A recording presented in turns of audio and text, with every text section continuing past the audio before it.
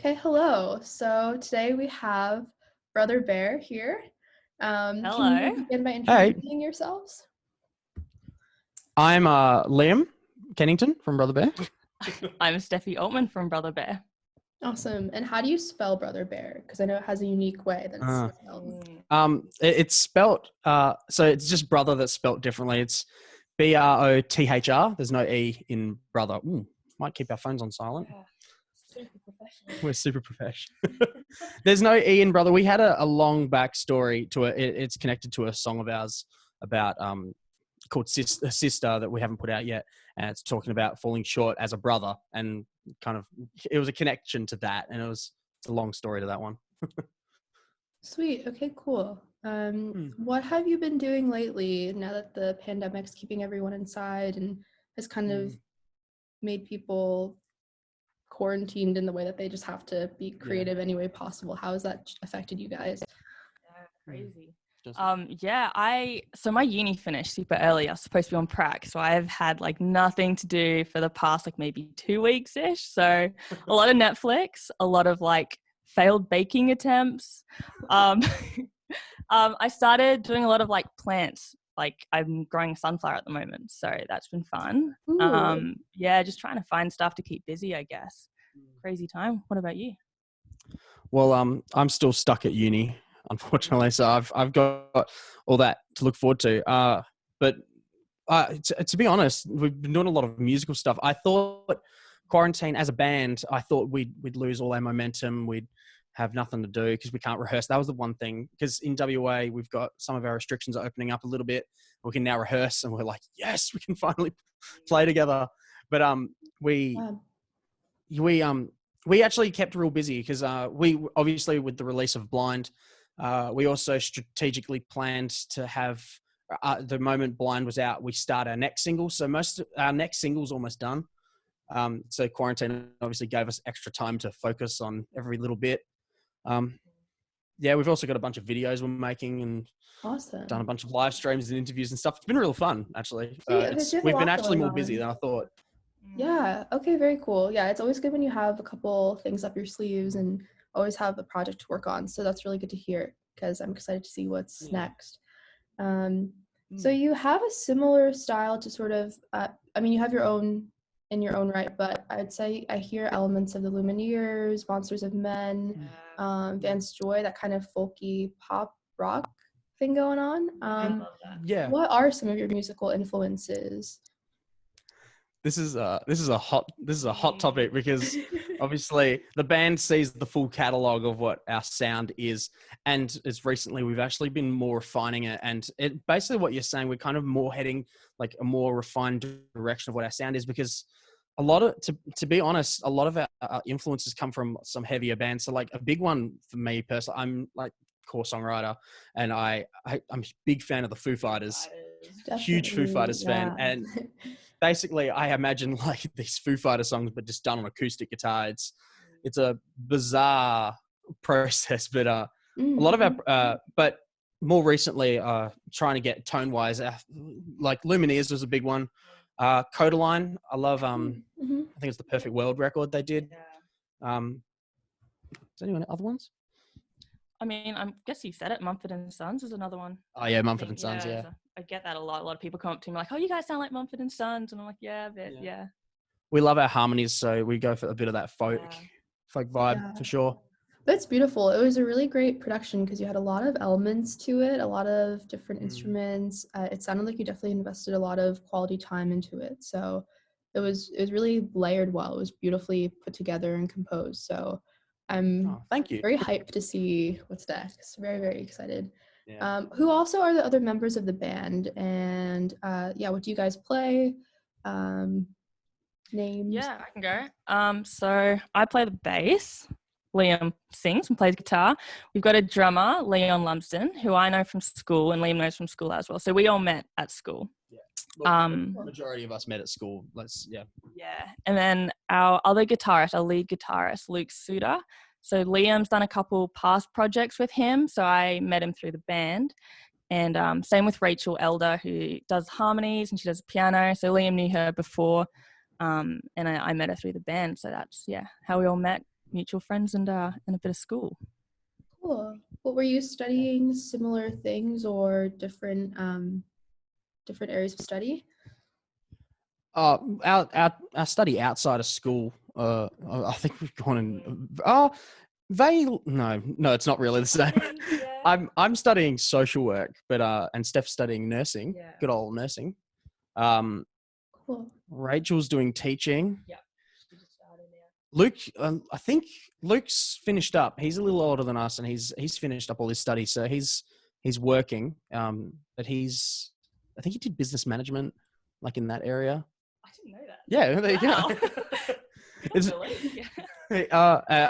Leon works cabinet installations and stuff. So we all kind of sit in very different worlds outside of the band, which is Definitely. kind of the beauty of like this whole project is that we are such different people, all of us, but like we get along super well. We bond over two things. It's the band and beer. Alcohol. Do you have any funny stories related to band and beer or any adventures in day in the life of Brother Bear? You go, Leon. We've got a few stories, none of which we can some of them we can't really share, but I will share one pretty cool one. Actually, I'll share two stories because we've had one epic moment and then one like pretty funny moment. One time after a gig with a bunch of we've beauty about Brother Bears, and we're pretty friendly, so like we love making friends and stuff. We made friends with this band. They were playing up north, and we went to go see them play. And after they played, they're like, "Hey, let's just go get some beers." And we ended up just like drinking on the beach till like 2 a.m. And we're just, and I think there's the only evidence left of that was a few photos of us sitting in like a lifeguard's like shelter, like just all with like single fins around us, like, "Hi everyone." We're like, "Oh no." But one of the cool stories that we've actually had recently, we had a Laneway Festival come through. Recently, it was a couple of months ago now. We had Laneway Festival come through, and we loved it. Me and Steph went, and we had a blast. But we went out the front to see Perth heroes of ours, Spacey Jane. We love them. They're great. They're so good. They're so cool. But in Perth, they're like royalty in like the local music scene. They're like royalty. So we went to go see them, and like we got in the front row. We hear like some people call our names. We turn around, and there's like two other bands that we gig with, like just happened to be there. And before we know it, the mosh, like the kind of mosh pit for Spacey Jane just turned into like this local Perth scene mosh pit. It was the coolest thing ever. We had so much fun, but it was like members of our band, members of this band, members of the other band we had drinks on the beach with, and we won't name them in case they didn't want to know that. But look, we have a few stories. Some usually involving alcohol, unfortunately. It's always a good time.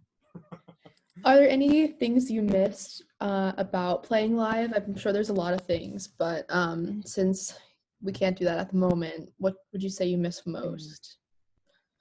I think, following up, I guess, like with the stories, like just meeting other bands and meeting other people. You'd always like go to a gig and just like meet the other bands that are playing before you or after you, and just like being like, "Oh, we should totally play together," and then like gigging later on together and stuff. And I think also like the vibe of the room, like playing a live show, like the crowd makes such a difference. Like with live music, it's like when you're up there, like I know like when I'm playing bass and stuff, if the crowd is like going off and stuff, I like move around a bit more and I have like more of a good time. So you just can't really do that in ISO, but yeah, that's it for me, I think. That is kind of the majority of like that, what we miss. I think to give an alternative answer, I went through, I have a little drawer. And it's like just dedicated to like some like documents for the band and like our bank card and stuff. And I have a few like special things that we got given sometimes. So we've been given like Polaroids at gigs of people like in the crowd taking Polaroid shots, and we have those.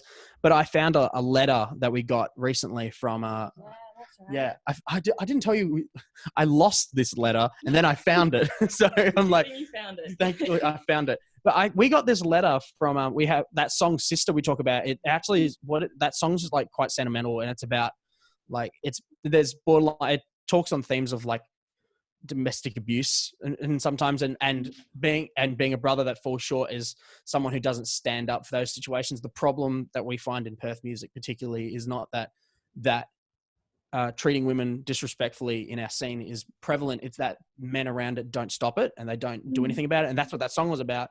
And we had a letter from a woman who'd never seen us before, and she just told us like her whole backstory. And that's connecting with what Steph said, is like connecting with people we've never met before, but like not just on a friendly level, like, oh, let's hang out and do stuff, but like also on like a deep and like emotional level as well. And it's like, you'd never think that a local Perth band you'd get to do that, but you'd have to be waiting to touring the world. But like it happens, and it's like really sweet. And it's kind of like a highlight I miss as well. Definitely. That's really good. That's really good. Is there something that you want to convey more in your music, or any specific messages or lessons to kind of advocate for?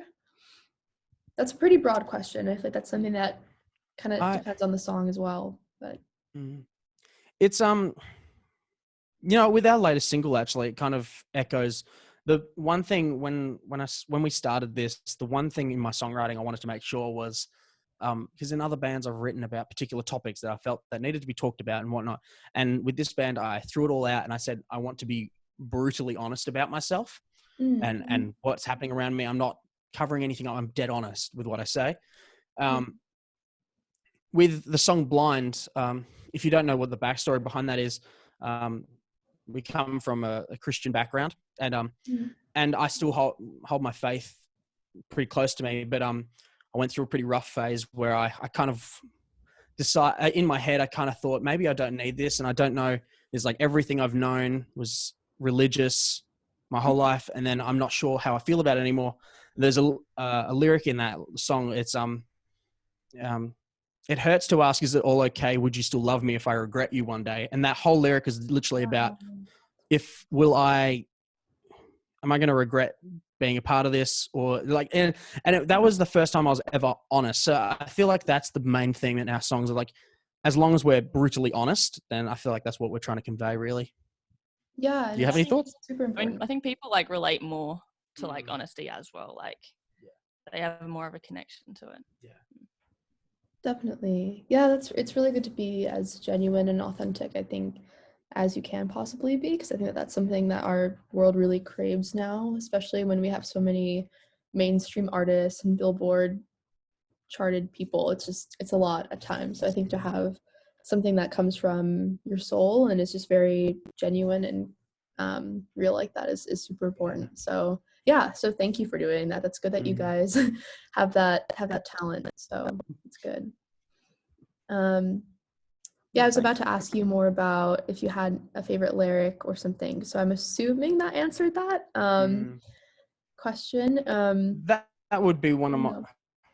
That would definitely be one of my favorite lyrics for sure. That one. Yeah, it's a good one. Do you have any favorites? Well, look, I don't know a lot of the lyrics of our band. I just sort of play the bass and just leave it to the singer. But having said that, I do like, we've got a song called Clementine, and I actually really like the chorus of that song. I can't like word for word say it now because I don't know all the lyrics, but if you listen to it, I do. Yeah, I like the meaning of that song, I think. It's interesting. Nice. It's so funny. Literally earlier today, I'm going, I wonder if I should print out the lyrics for everyone so they know what I'm actually saying. That's so funny. Yeah, that is pretty wild. Do you have a favorite element of creating music besides songwriting and touring? Have you found that you really loved producing or I don't know, PR, anything that you found sort of in the process that you really enjoyed being a part of that you didn't think you would before? I don't know if the word enjoy for this is the right word. Maybe find amusing, maybe. I've never understood, like, you kind of like sugarcoating stuff and trying to talk to the right people and whatnot. Like I've been meeting like some managers and whatnot and trying to move up in the world and whatnot and trying to sweet talk yourself to someone.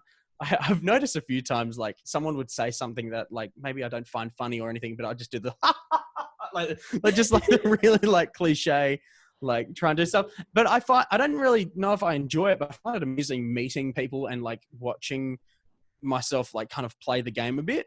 It's not Mm-hmm. it sounds so disingenuous, but it's like it's just a part of what you do. You need to talk yourself up to the promoter. You need to talk yourself up to the studio owner and stuff. And I find that, I mean, we're not lying to them in any way, but I just find it interesting. It's a very interesting thing that we do.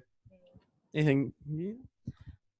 I mean, I'm pretty not new to like the music like sort of side of things, but like new to, I guess, like gigging and like being in a band and like recording songs and stuff. So I think like I really enjoyed the process of just recording Blind, our new single.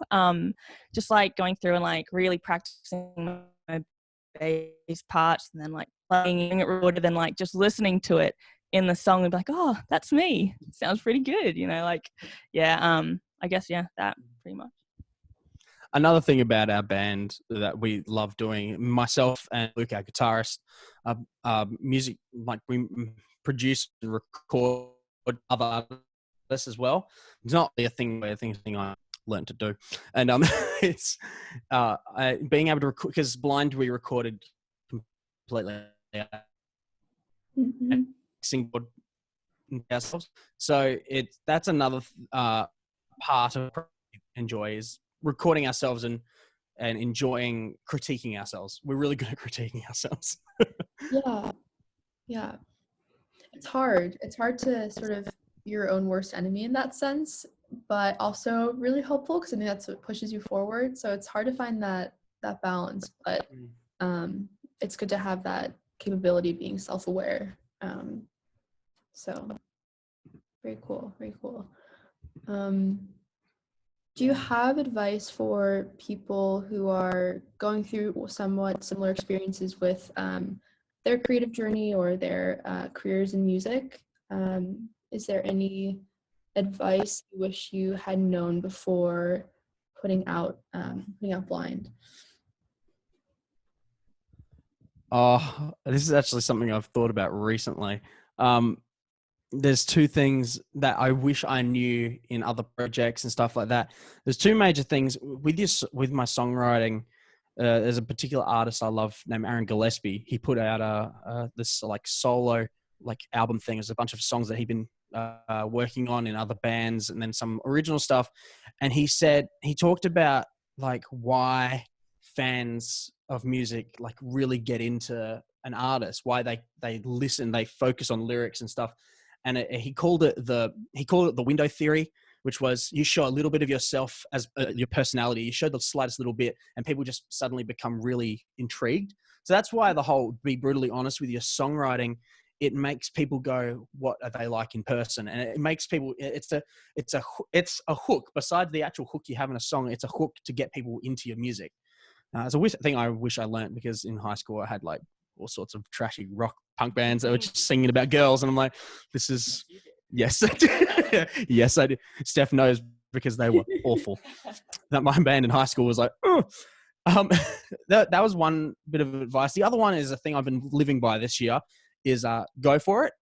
The worst any promoter or manager could say to you was no. The worst anyone could say. I write at least like 10 emails to touring, well, it's not many touring bands now, but any touring bands or managers and stuff or radio stations. I just send maybe like 6 to 10 emails a week, just going, hey, can we do this? Sometimes I say no, sometimes I don't respond. But if 1 in 20 of them go, yeah, sure, I feel like that's a successful bout of emails. So I've learnt, crack open the window in your songwriting, and also don't be afraid for people to say no to you. Yeah, definitely. No, that's really good advice. Very, very good. I guess also cardio. Ooh, yeah. Yeah, definitely. The amount of times I've been on stage and just at the end of a song just like cardio. It's so important. It's so good. Yeah, people don't really consider that enough. I think it can be really exhausting. I can't imagine when people are doing like 3-hour shows as a headliner how they just I don't know. I know that's endurance at a whole other level. It's pretty crazy. I was watching a video of Paramore play at Reading Festival, and their singer Hayley Williams just like bouncing off the stage, like Crazy. she's crazy. Like the whole set, it's just her jumping up and down the whole time. I'm going, how is she doing that? Her voice is still like so good while she's doing it. Like I don't know how she does it. That's crazy. Cardio. Yeah, it's cardio. Have you heard her new album? She just had one come out, I think, like a couple. Yeah, I have. Yeah. Yeah, it's I'm a huge Paramore fan. I love Hayley Williams. So yeah, did you like it? Did you listen to it? Yeah, I got through the first, I guess like side A. There was like there was divided in 2 parts. So I got through the first one and I liked it. So, did you enjoy it? I still have to kind of check out the rest. Yeah, it looks good. It's very different to Paramore stuff. So I think if you want, go into listening to it, don't expect it to sound like Paramore at all. But yeah, I enjoyed it. Yeah. Good. I like the one song, Cinnamon. It's my favorite. It's my jam, that one. I might have to make that my ringtone. You need to change your ringtone, sorry. My ringtone's awful. You actually still have a ringtone with music? Yeah, Liam does. Oh, really? But it's like a super like screamo song. So every time someone calls him, it's just like, I can't do screamo, but it's awful. Yeah. I have like 2 sides of me. Like I said before, like I have heavier music tastes, and then like I went through this. I wouldn't say I'm out of it. I'm still kind of in it. I enjoy some of like our like alternative press style of like metalcore bands, and there was like this phase where I just was obsessed with this band Beartooth. I was obsessed with them, and I've got one of their songs as my ringtone, and this every time someone calls me, it's just the whole way, and I'm like. I mean, they're a good band, but it's awful as a ringtone. It's not a good thing to have as a ringtone. But it follows the Bear theme. So you have the Bear band name too. I don't know. Yeah, well, I mean, maybe that's why I liked them in the first place. I'm just like, bears. Yeah. maybe who knows? So are you from Perth originally, or have you been in other places before coming together as a band? We've both been in Perth since we were born. We're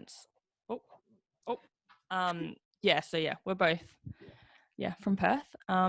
The other guys, everyone from our band is from the Perth area. Rachel's from further down south near Rockingham. It's like an hour out of Perth. Leon, our drummer, he's had a crazy. He was raised in Indonesia, but he's Thai.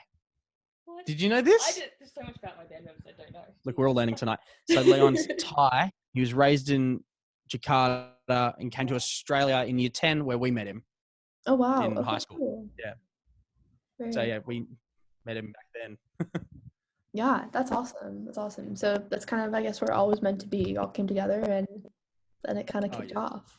So that's very cool. It's crazy. The moment I met Leon, I just knew. I was like, we're going to play music. Like this is the 3rd band I've been in with him. So I'm like, we're meant to play music together. Definitely.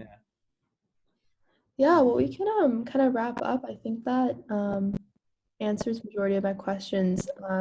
I guess what would you like to leave your audience with?